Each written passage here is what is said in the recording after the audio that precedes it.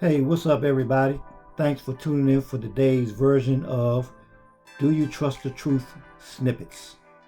One of the things that I talk about in the book is how those of us who call ourselves Christians are really all over the place as it relates to what Christianity actually is and what is actually representative of Christianity.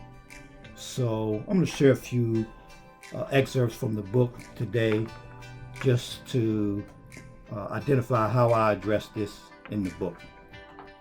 One of the goals of this book is to challenge some of the error that is often spread by people in the church, from pastors and preachers all the way to the everyday layperson.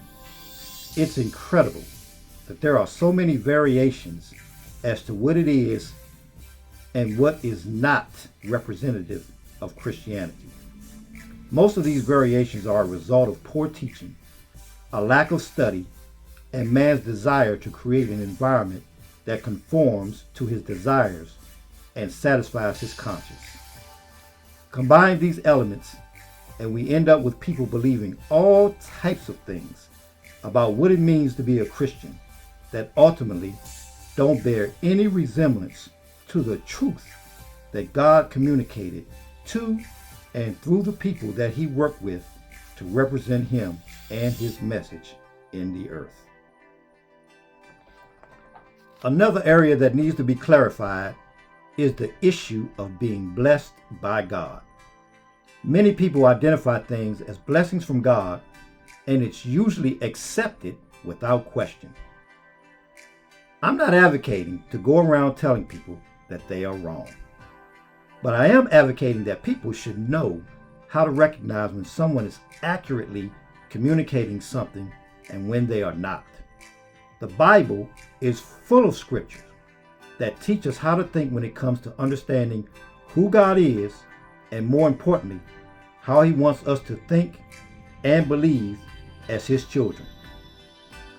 One of the biggest mistakes that are made by church folk is the inability to separate things that are of God from things that are not of God.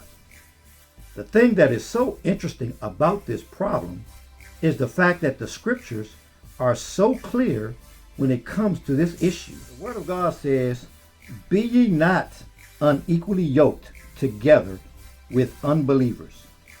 For what fellowship hath righteousness with unrighteousness? And what communion hath light with darkness? He that saith, I know him," meaning I know Jesus or I know God, "and keepeth not his commandments, is a liar, and the truth is not in him."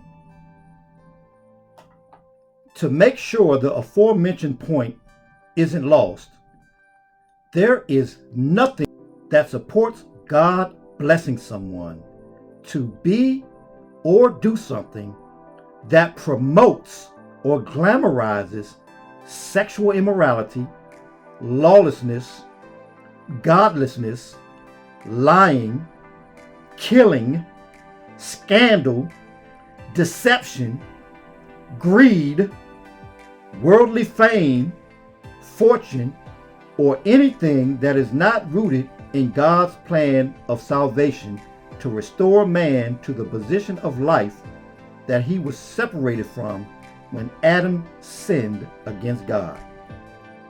Let me make sure I'm expressing this point clearly.